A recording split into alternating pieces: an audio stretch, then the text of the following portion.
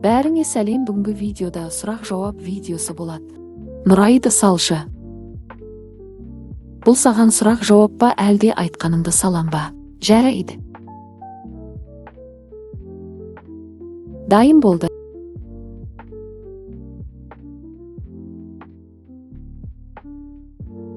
Сен қай жерде туылдың? Мен Қытайда туылдым. Мен Қазақстанға 5 жасымда келгем. Ең жақын дос қазақ аниматорлар. Білмеймін, бәрің бірдей досымсыңдар.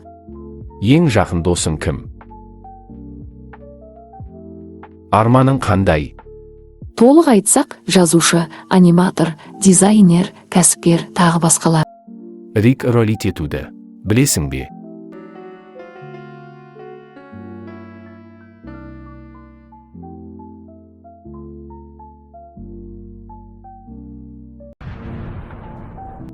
ютубтағы мақсатың қандай?